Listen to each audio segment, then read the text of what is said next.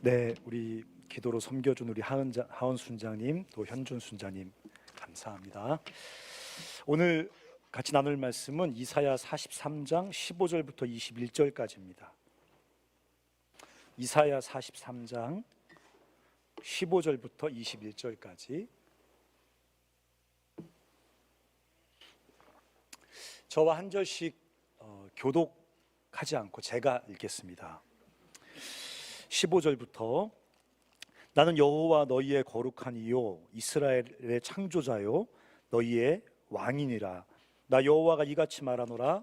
바다 가운데의 길을 큰 물 가운데에 지름길을 내고 병거와 말과 군대의 용사를 이끌어내어 그들이 일시에 엎드러져 일어나지 못하고 소멸하기를 꺼져가는 등불 같게 하였느니라.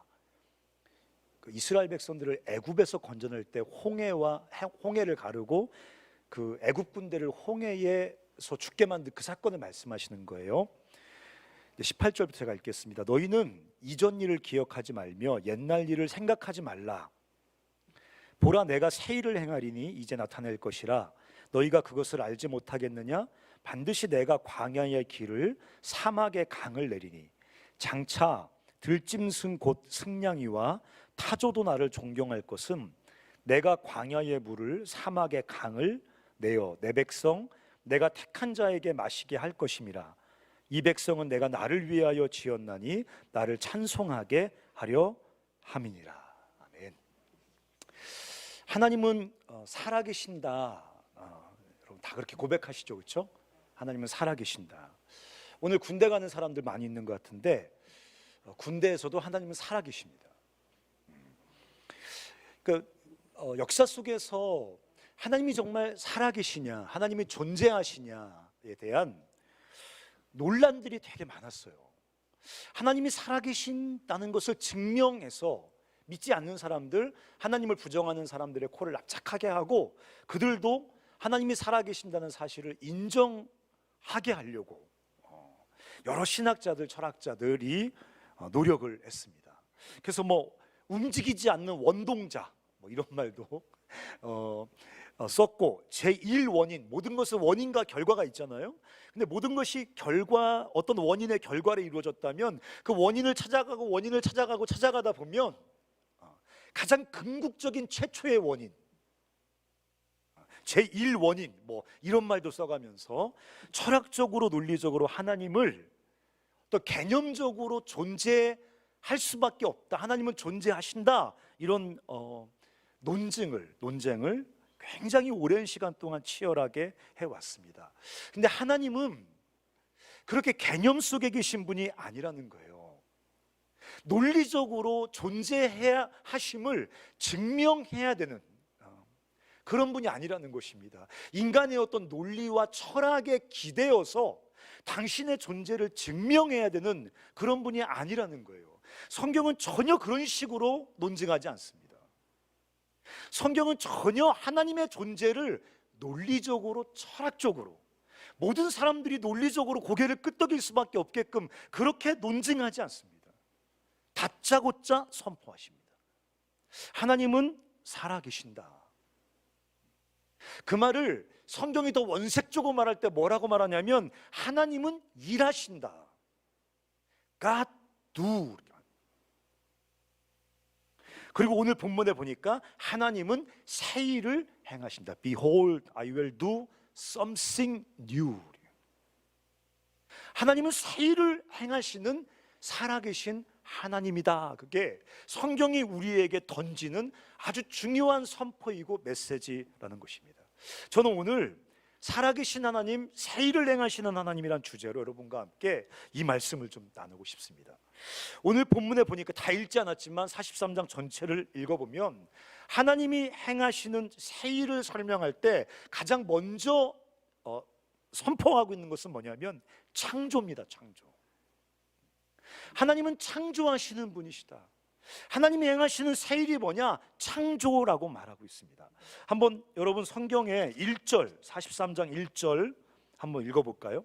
띄워주실 것 같은데 1절 한번 읽어보겠습니다. 시작.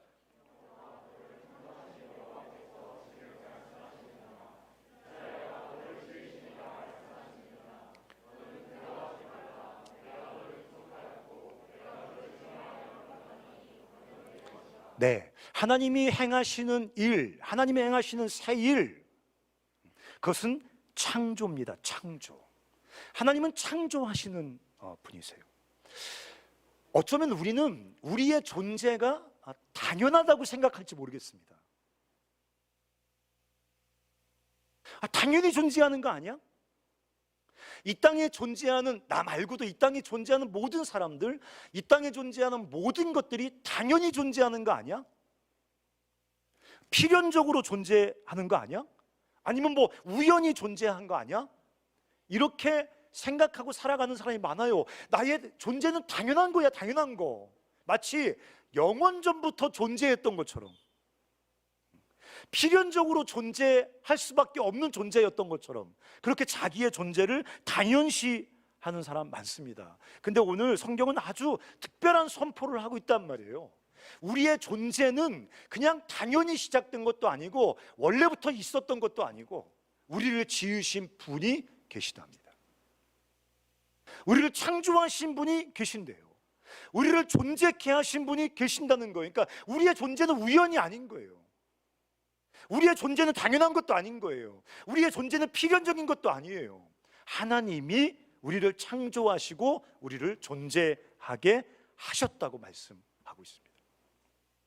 더 놀라운 것은 뭐냐면, 하나님 우리를 우리를 창조하셔서 존재케 하실 때 아주 존귀한 목적을 가지고 지으셨다는 거예요. 여러분 4절에, 오늘 본문의 4절에 보면 이렇게 써 있습니다. 내가 내 눈에 보배롭고 존귀하여 내가 너를 사랑하였은즉, 이렇게 써 있단 말이죠.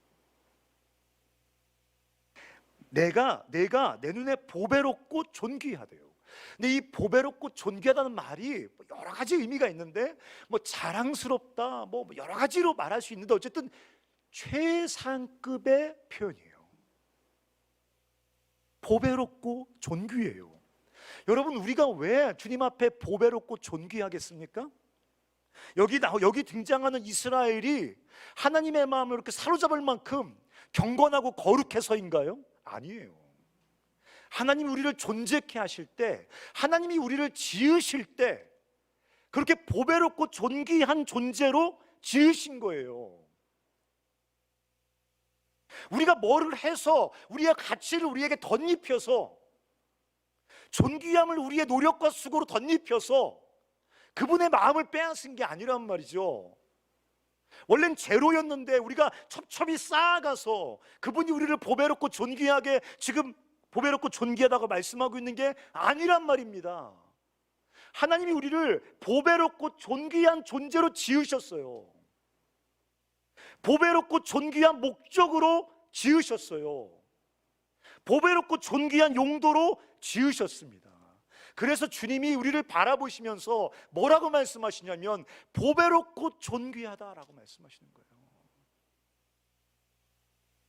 제가 오늘 창조론을 얘기하는 시간은 아니니까 제가 길게 얘기할 수 없지만, 영원전부터 삼위일체 하나님이, 늘 얘기하잖아요, 성부, 성자, 성령 하나님께서 그 영원하신 사랑의 사귐과 교제로 존재하셨단 말이에요. 세 분이면서 한 분이신 그분이.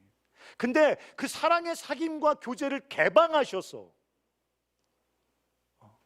그 사랑과 사귐, 그 풍성한 사랑과 영원한 그 사귐의 한 모퉁이의 문을 여시고 그 사랑의 대상을 창조하셨단 말이에요.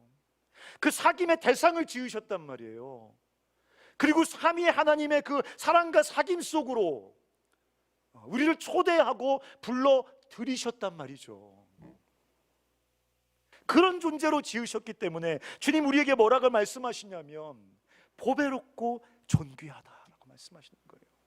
때로 흠이 있어요. 실수해서 때가 묻어요. 오염돼요.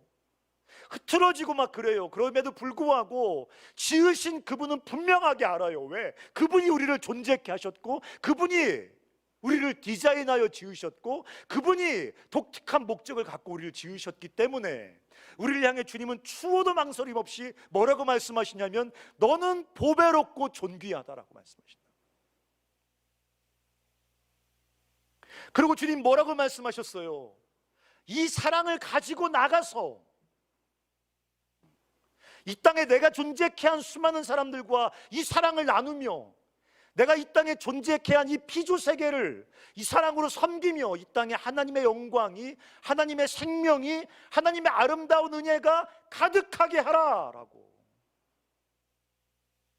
그런 존재로, 그런 목적으로 주님이 우리를 지으셔서 세상에 보내셨기 때문에 하나님 우리를 향해서 뭐라고 말씀하시냐면 보배롭고 존귀하다고 말씀하시는 거예요. 이게 우리의 훼손될 수 없는 영원한 가치와 목적입니다. 이게 바로 이 하나님의 창조, 하나님이 행하신 첫 번째 세일인 이 하나님의 놀라운 창조, 여기에 우리의 가치가 있는 거예요. 여기에 우리의 존귀함이 있는 거예요. 여러분 놀랍지 않습니까? 제가 어제 이렇게 혼자 생각해 봤어요. 누가 아이디어를 드렸을까? 누가 하나님께 힌트를 주었을까? 창조하시도록, 이렇게 지으시도록, 이런 형상으로, 이런 목적을 가지고 이 땅에 인간을 존재케 하시고 이 피조 세계를 존재케 하실 그 인사이트와 아이디어와 힌트를 누가 드렸을까? 아무도 주지 않았어요. 하나님에게서 나온 거예요. 왜 그래요? 그분은 살아계신 하나님이시고 또 그분은 새 일을 행하시는 분이시란 말이에요. 새 일을 행하시는 분이란 말이에요. 그러니까 새로운, 존재치 않던, 그전에 없었던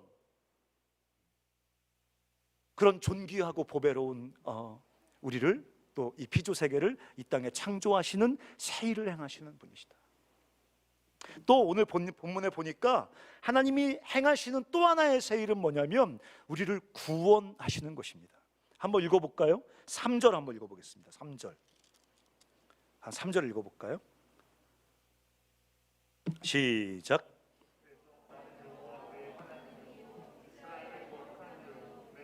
네, 거기까지만 읽어볼까요? 주님 뭐라고 말씀하셨어요? 나는 너의 구원자다.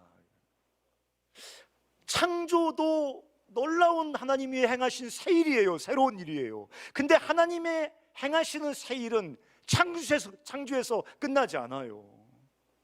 하나님은 우리를 구원하십니다. 이 구원, 나는 너의 구원자야, 나는 너의 창조자일 뿐만 아니라 나는 너의 구원자야, 이 구원도 놀라운 하나님의 새 일이란 말이죠.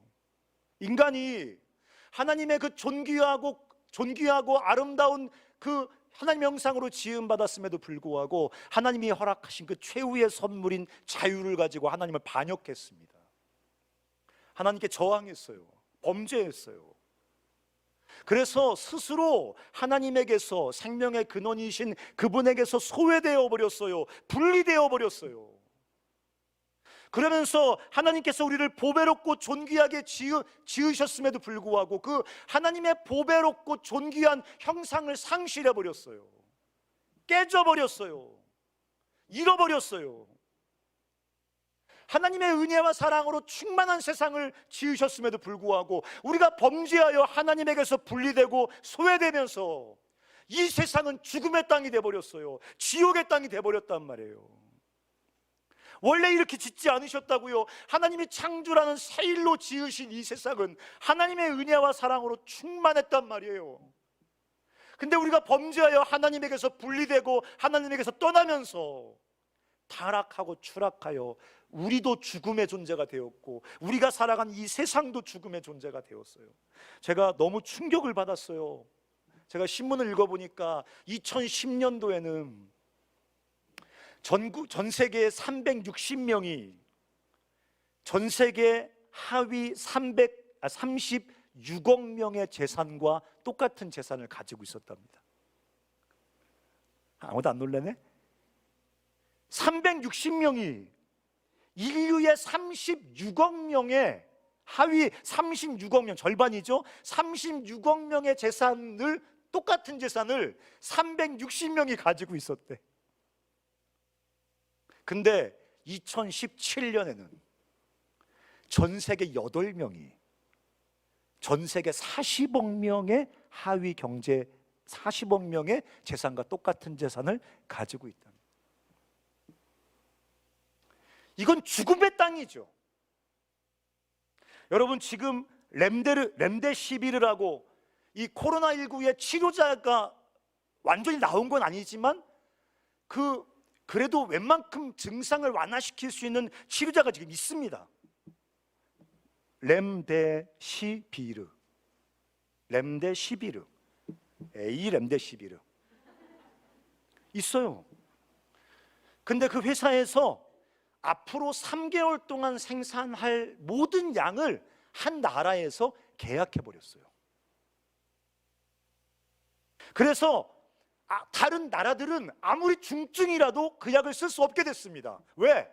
그 나라에서 3개월 동안 다 돈을 내고 다 사버렸거든요. 계약을 끝내버렸거든요. 이건 하나님이 디자인한 땅이 아니에요. 8명이 40억 명의 재산을 가지고 있는 거, 이런 건 하나님 디자인하신 생명과 은혜의 땅이 아닙니다. 이렇게 지독한, 죽음만큼이나 지독한 집단 이기주의 속에서 다른 민족은 다 죽어도 우리는 산다, 뭐 이런 극단적인 집단 이기주의, 개인주의, 이런 건 하나님이 지으신 생명의 땅이 아니란 말이요, 은혜의 땅이 아니란 말이죠. 인간이 범죄하여 하나님에게서 소외되고 분리되면서 세상이 타락하여 죽어버렸습니다. 이건 죽은 거예요. 근데 하나님이 창조만 아니라 구원이라는 전혀 새로운 일을 행하십니다. 하나님에게 스스로 반역하여 하나님에게서 스스로 소외되어 하나님을 자기 기억에서조차도 다 지워버리고 하나님 없이 죽음에서 신음하고 살아가는 이 땅을 향해서 하나님이 새 일을 행하시는데, 그게 구원이요, 구원. 그걸 다른 말로 말하면 리크리에이션, 재창조. 근데 어떻게 재창조하십니까? 그냥 창세기 1장처럼 빛이 있으라 그러면 구원이 됩니까? 아니요. 인간의 몸을 입고 하나님께서 이 땅에 추락해 오십니다. 죄인이 되어 우리 대신 십자가에서 저주를 받으십니다. 아들만 내어주시는 게 아니라 당신의 영까지 반역한 우리 안에 선물로 주셔서 우리에게 영생을 주십니다. 하나님과 화목시켜버려요. 그리고 이 땅에 새롭게 구원받고 새롭게 하나님의 은혜 안에서 창조된 하나님의 백성, 교회, 그리스도의 몸된 공동체를 이 땅에 창조하셔서 저 하나님에게서 분리되어 죽어가는 수많은 사람들에게 하나님께로 다시 돌아올 수 있는 하나님 나라의 시그널을 이 땅에 다시, 시그널 같은 공동체를 이 땅에 다시 창조하신단 말이죠. 하나님의 새 일, 구원, 재창조, 새로운 하나님의 창조, 구원의 새 일을 하나님께서 행하신다는 거예요. 따라서 해보시겠습니까? 우리는 재창조된 새로운 피조물이다. 그게 신약 성경의 메시지예요. 누구든지 그리스도 안에 있으면 새로운 피조물이라. 이전 것은 지나갔으니 보라, 새 것이 되었도다. 창세기 1장 1장에 만들어진 그 인간보다 훨씬 더 하나님과 깊은 관계와 사랑 안으로 들어갈 수 있는 새로운 피조물로 하나님께서 우리를 구원, 재창조하셨다고, 새로운 생명을 우리에게 주셨다고, 전혀 새로운 존재로 우리를 새롭게 빚으셨다고 성경이 우리에게 선언하고 있단 말이에요. 사랑하는 형제자매 여러분, 거짓 정체성에서 벗어나야 돼요. 우리는 여전히 예수 믿기 전에 옛 자라고 생각을 해요. 내가 예수를 믿지만, 예수를 믿어서 좀 더 거룩하게 살려고 노력하지만, 내가 예수를 만나가지고 조금 더 경건하게 살려고 노력하지만, 난 여전히 예수 믿기 전에 그 옛 자야라고 생각하는 사람이 있어요. 하지만 신약 성경이 말하는 메시지는 전혀 다른 메시지입니다. 여러분은 예수 그리스도를 믿을 때, 성령을 받을 때 여러분의 옛사람은 그리스도와 함께 십자가에 죽었습니다. 그게 로마서가 선포하는 메시지란 말이에요. 여러분이 생일을 기억하고 있지만 엄마 뱃속에서 어떻게 나왔는지 모르죠. 엄마가 여러분을 낳을 때 무슨 말 하면서 낳는지 모르죠.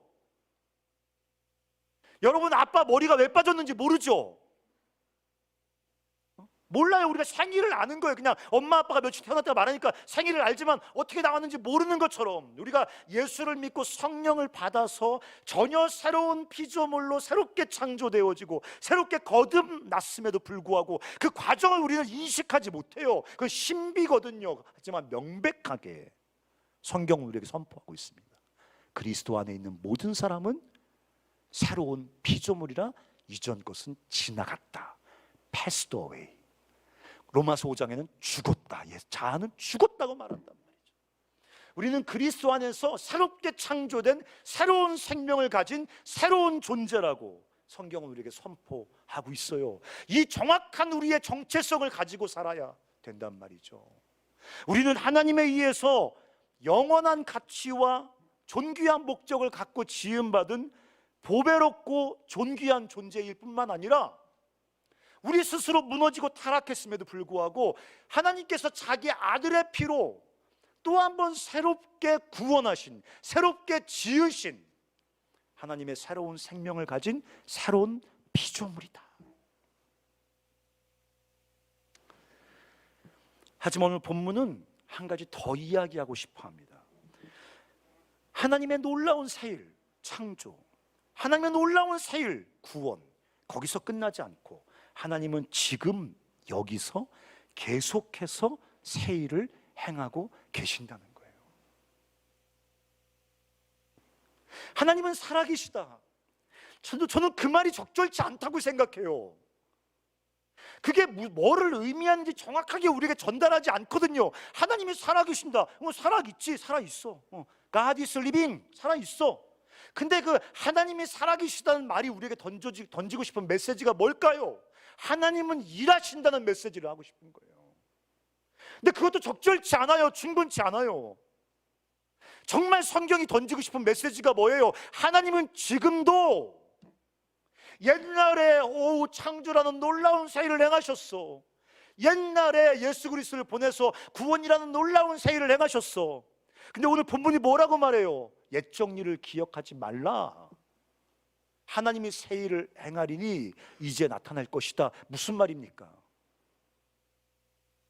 하나님은 오늘 여기서 우리 삶 속에서 지금도 새 일을 행하고 계신다는 거예요.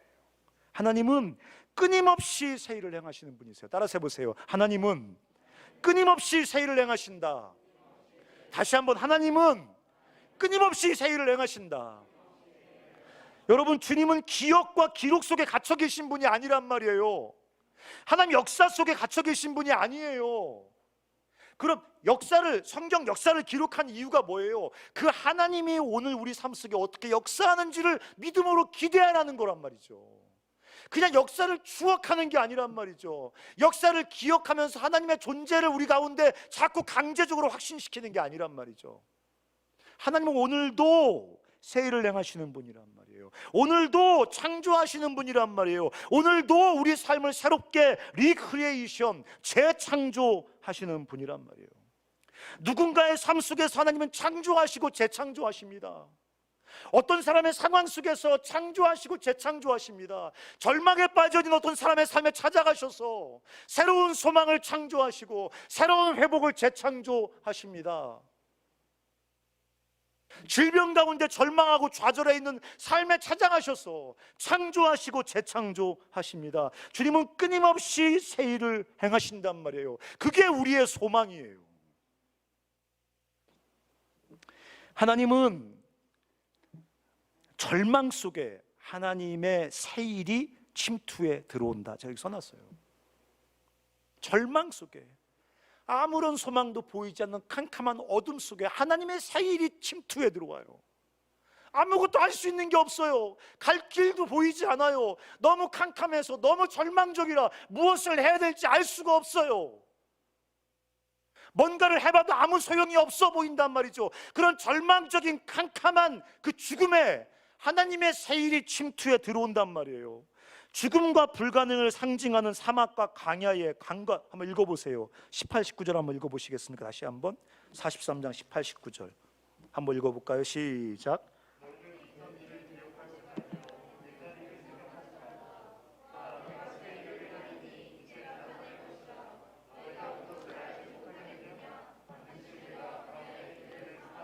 광야에 길을 낸단 말이죠. 사막에 강을 낸단 말이죠. 지금 사막 투어예요. 사막 캠핑 가요. 옛날에는 사막 캠핑 같은 게 불가능해. 광야 캠핑 같은 게 불가능해. 옛날에 광야와 사막은 사람이 살 수 없는 절망과 죽음과 목마름의 상징이란 말이죠. 근데 사막에 강을 내십니다. 광야에 길을 내십니다. 뭐예요? 광야와 사막 같은 절망에 하나님의 세일이 침투해 들어온단 말이에요. 절망과 어둠 속에, 죽음 속에 하나님의 세일이 침투해 들어온단 말이에요. 여러분, 이런 구절이 성경에 꽉 차 있습니다. 창세기 1장에 뭐라고 말했습니까? 혼돈과 공허와 흑암에 하나님의 창조가, 하나님의 빛이 침투해 들어옵니다. 흑암과 공허와 혼돈, 아무런 생명의 기운과 가능성이 없는 그 혼돈과 공허와 흑암 속에 하나님의 빛이, 하나님의 세일이 침투해 들어온다고요. 요한복음 1장 1절에 보니까, 요한복음 1장에 보니까 어둠 속에 하나님의 빛이, 생명의 빛이 침투해 들어와요. 빌립보서 2장에 보니까 모든 사람이 다 영적으로 하나님께 분리되어 죽어 있는데 하나님이 당신의 아들의 십자가로 이 영적인 죽음의 침투에 들어옵니다. 하나님은 그런 분이란 말이에요. 끊임없이 침투하세요. 끊임없이 절망의 침투에 들어오세요. 끊임없이 어둠의 침투에 들어오세요. 끊임없이 우리의 불가능의 침투에 들어오세요. 안 돼, 끝났어라고 말하는 그 상황 속에 하나님의 은혜가 끊임없이, 하나님의 세일이 끊임없이 침투에 들어온단 말이에요. 이게 우리가 하나님이 살아계신다고 말할 때 머릿속에 있어야 되는 그림인 거예요. 하나님은 여러분에게 존재를 구걸하지 않아요. 하나님이 여러분에게 다 살아있으니까 좀 믿어달라고 구걸하지 않아요. 하나님이 살아계신다는 말은 그런 뜻이 아닌 겁니다. 우리의 모든 죽음과 죄악과 실패와 연약과 절망을 뚫고 들어오시는 하나님의 세일, 그 세일을 행하신 하나님, 그게 하나님은 살아계신다는 말의 의미란 말이에요. 의미. 제가 오늘 전두희 간사님과 점심때 밥을 먹으러 갔습니다. 전두희 간사님께 제가 항상 물어봐요. 뭐 드시고 싶으세요? 그러면 대답을 안 해요. 그리고 꼭 한마디 해요. 아성 빼고 다요. 그리고 이제 그럼 뭐 식당이 너무 많잖아요. 그럼 제가 이제 알아서 모시고 갑니다. 순댓국밥집으로. 거기 좋아하시거든요. 오늘 갔어요. 근데 손님이 별로 없고 저랑 둘이 앉아 있는데 그 옆에 장애 아를 데리고 온 엄마 아빠가 계셨어요. 중증 장애예요. 뭐 아주 중증 뇌성마비 같더라고. 그래서 엄마가 이렇게 아이 목을 뒤로 적겨놓고, 휠체어에 앉은 목을 적겨놓고 이렇게 한 숟갈씩 떠 이렇게 입에다 부어주는데 아이가 잘 못 삼키고 콜록콜록합니다. 너무 불편했어요. 밥을 먹는데. 제 아이는 아니지만 밥을 먹으면서 너무 마음이 무거웠어요. 어떻게 살까? 무슨 소망으로 살까? 어떤 기대가 있을까? 낫지도 않는 병이잖아요. 엄마 아빠는 저희 아이, 그 아이의 인생을 바라보면서 어떤 소망을 가질까? 근데 제가 밥을 먹는 동안에 그 엄마 아빠가 너무 밝아요. 엄마는 노래도 불러요. 흥얼흥얼 노래도 불러요. 까르르 까르르 웃어요. 예수를 믿냐고 물어보진 않았지만 그런 거란 말이죠. 코로나19라는 이 시대의 상황이 여러분이 생각하는 것보다 훨씬 더 암울한 암울한 상황을 여러분에게 직면하게 만들 겁니다. 여러분, 제가 예언 같은 거 할지 못하는 사람이지만 예언이 아니라 사회과학적으로 정확히 여러분에게 말씀드리면 아마 여러분은 제가 경험했던, 제 아버지 세대가 경험했던 경제적인 풍요와 여유로움은 다시는 경험하지 못할 겁니다. 어쩌면 인류가 요 20세기, 21세기 넘어가는 요 즈음에 경험했던 그 경제적인 풍요로움은 역사 속에 다시 반복되지는 않을 거라고 말하는 사람이 아주 많습니다. 심각한 경제 침체가 전 세계를 휩쓸 겁니다. 수많은 사람들이 혼란과 공포 속에 신음하며 살아갈 겁니다. 집단 이기주의가 아주 폭력적으로 막 발흥할 겁니다. 아마 살기가 너무너무 어려울 거예요. 정말 인류가 생존할 수 있을까? 이런 생각이 들 정도란 말이에요. 그러나 끊임없이 새 일을 행하시는 하나님, 인류의 절대적인 절망과 죽음을 비집고 생명과 사랑으로 침투해 들어오신 하나님, 당신의 영광스러운 목적을 끝끝내 이루어내시는 주님, 우리가 그분을 믿음으로 소망하는 하나님의 사람들이 되시기를 주의 이름으로 축원합니다. 가만히 있으면 여러분이 원하든 원하지 않든 여러분도 이 세상 사람들이 추는 그 절망의 춤을 추시게 될 겁니다.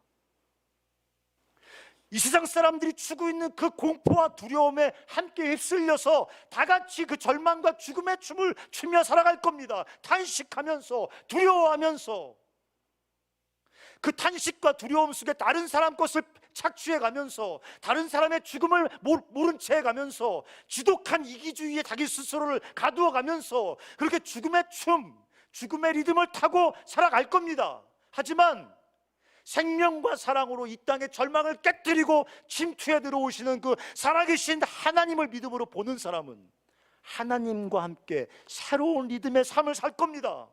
새로운 춤을 출 겁니다. 정말 세상 사람들에게 진짜 복음이 주는 생명과 소망을 주는 새로운 리듬의 삶을 살게 될 거란 말이에요. 이젠 진짜 소망과 믿음이 필요하단 말이죠. 진짜 소망과 믿음이.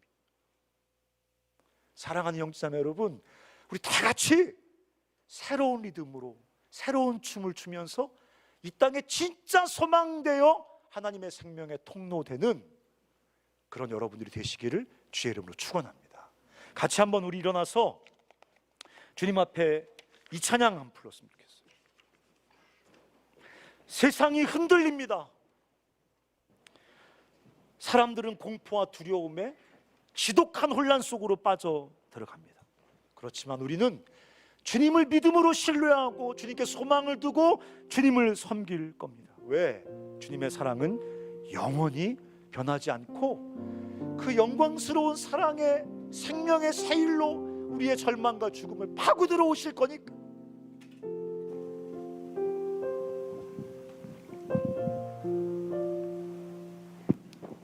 같이 찬양.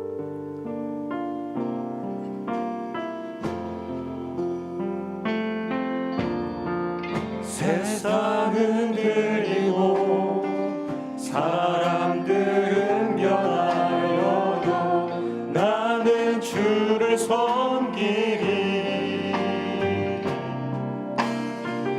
주님의 사랑은 영원히 변하지 않네. 나는 주를 신뢰해. 믿음이 흔들리고 믿음 흔들리고 사람들 주를 떠나도 나는 주를 섬기리. 주님의 나라는 영원히 쇠하지 않습니다. 주님의 나라는 영원히 쇠하지 않네. 나는 주를 신뢰해. 오직 믿음으로 살겠습니다. 오직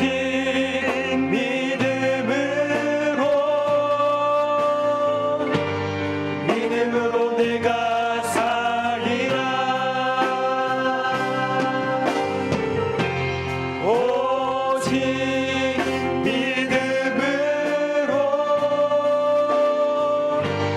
믿음으로 내가 살리라. 다시 한번요. 세상 흔들리고 사람들은 변하여도 세상 흔들리고 사람들은 변하여도 나는 주를 섬기니. 주님의 사랑은 영원히 변하지 않습니다.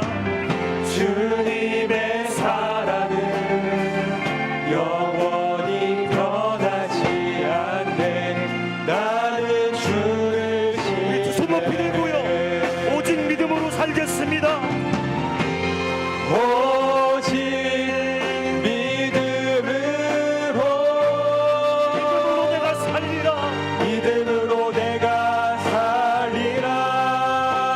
믿음으로 살겠습니다. 주님, 오직 믿음으로 내가 살리라. 우리 같이 한번 기도하겠습니다. 사랑하는 형제자매 여러분, 앞으로 세상은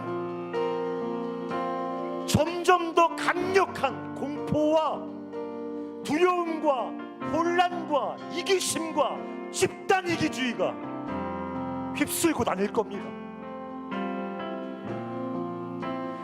여러분, 수많은 사람들이 공포에 사로잡혀서 극단적인 이기주의 속에 빠져들어가고, 다른 사람들의 죽음을 모른 척하고 더 폭력적으로 변하여서 자기 안전을 담보하려고 비천한 인생을, 비천한 경주를 달려갈 겁니다.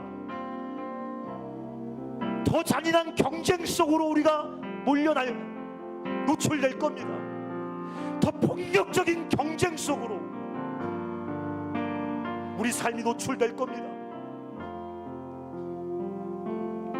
이젠 진짜 믿음이 필요합니다. 아멘. 이 죽음을 뚫고 들어오시는 하나님, 이 절망을 뚫고 들어오시는 하나님의 그 세일 행하시는 그 하나님, 내 인생을 붙들고 보배롭고 존귀하게 지으신 그 창조의 목적처럼 나를 보호하시며 나와 동행하시며 이 땅의 생명과 소망을 회복시킬 그 하나님을 절대적으로 신뢰하고 그 하나님과 생명의 춤을 추는 사람들이 진짜 필요합니다. 하나님 아버지, 나에게 믿음을 주시옵소서. 아멘. 세일을 행하시는 하나님을 믿음으로 바라보게 도와주시고, 아멘. 날마다 내 삶 가운데 이 절망의 시대 속에 나를 통해 세일을 행하실 그 주님을 믿음으로 바라보면서 믿음으로 살게 하여 주시옵소서. 믿음의 춤을 추게 하여 주시옵소서라고 우리 같이 한번 기도하겠습니다. 살아계신 아버지 하나님이여, 이 공포와 두려움의 시대 속에서, 이 혼란과 좌절의 시대 속에서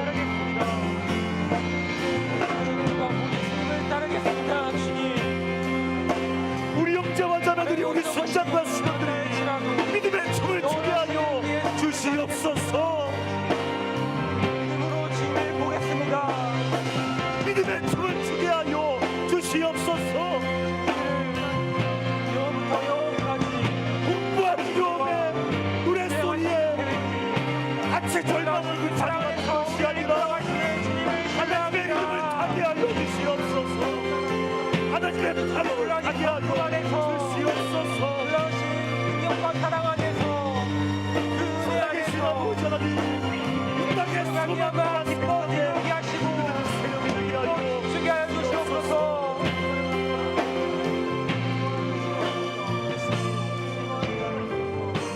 사랑하는 형제자매 여러분, 여러분의 마음속에 무슨 노래가 들려옵니까? 무슨 노래가 들려옵니까?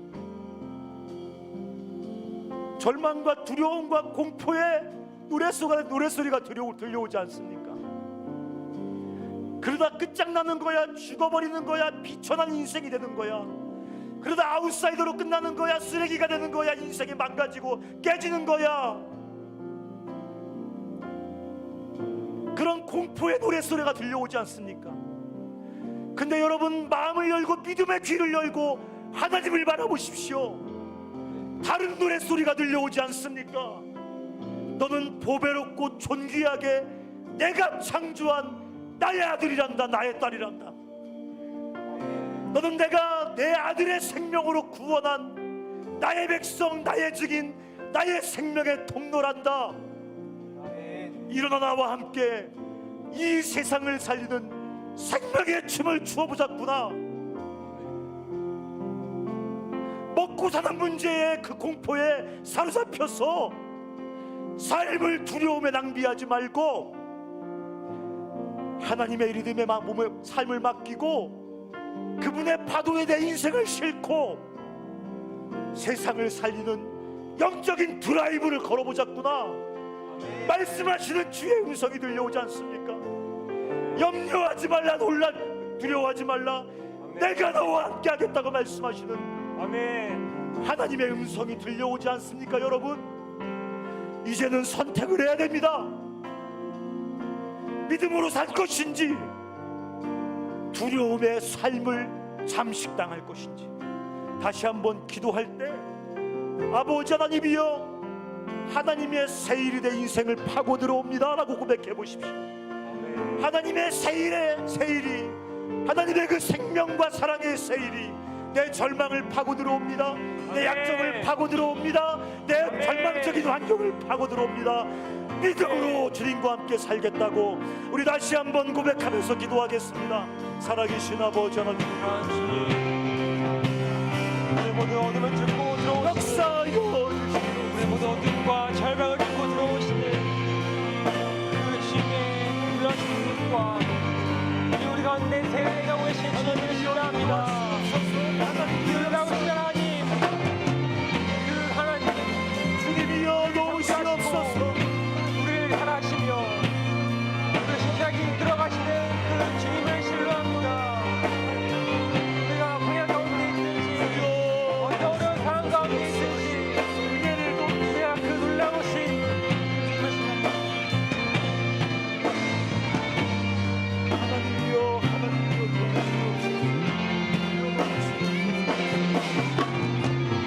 세상이 흔들리고 공포와 두려움에 사로잡힐지라도 믿음으로 살 것이고 나와 함께 하시는 주님, 나와 동행하시는 주님, 날마다 우리의 절망을 뚫고 밀어오시는 주님,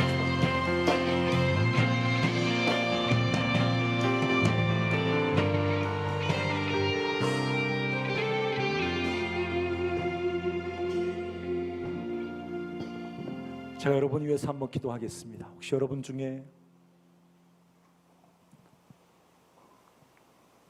간사님 상황이 너무 절망적이에요. 소망을 가질 수가 없습니다. 믿음을 가질 수가 없어요. 주님, 내 약함과 내 죄악과 내 실패와 나의 무기력이 너무 절망적이에요. 마치 무덤 속에 갇혀 있는 것처럼 어떻게 뚫고 벗어날 수가 없는 절망이 저를 짓누르고 있어요.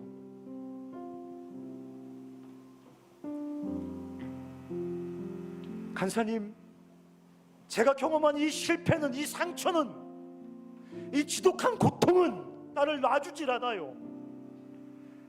끊임없는 슬픔과 고통과 고통스러운 쓴마음이 내 영혼의 밑바닥에서 솟아올라요. 벗어날 수가 없어요. 여러분, 가슴에 손을 얹고 저랑 같이 기도하시죠. 광야의 길을 내시고 사막의 강을 내시는 살아계신 하나님, 무덤을 열고 이스라엘 백성을 거기서 나오게 하시고 호계를 가르시고 이스라엘 백성을 그 애굽의 지독한 노예 생활에서 나오게 하신 하나님, 예수의 십자가로 우리 죄로 인한 죽음을 깨뜨리시고 우리를 거기서 나오게 하신 하나님, 성령으로 변할 수 없는 우리의 지독한 이 무력함과 죽음을 깨뜨리시고 변혁시키시는 세일을 행하시는 하나님, 오늘 이 밤에 기도하오니 우리 사랑하는 형제와 자매들의 절망적인 상황 속에 침투해 오시옵소서. 우리 사랑하는 형제들의 자매들의 그 지독한 절망적인 약점을 뚫고 오시옵소서. 벗어날 수 없는 지독한 아픔과 슬픔과 상처를 뚫고 오시옵소서. 새 길을 내시고 새 강을 내시옵소서. 살리시고 건지시고 일으켜 세워 주시옵소서. 하나님의 새 일을 행하심을 경험하게 하여 주시옵소서. 오늘도 창조하시고 구원하시는 살아계신 하나님을 오늘 이 자리에서 경험하게 하여 주시옵소서. 흩어져 두려움에 춤을 추며 죽어가는 저 세상 수많은 사람들에게 생명과 소망의 춤사위를 가르쳐주는 복음의 사람들, 진짜 코저널스들 다 되게 하여 주시옵소서. 아버지 하나님, 이 밤에 그 지독한 슬픔과 고통과 절망을 이 시간 깨트려 주시옵소서. 감사합니다. 주님을 찬양합니다. 평생에 우리 삶 속에 새 일을 행하실 주님을 기뻐합니다. 예수님의 이름으로 기도합니다. 아멘.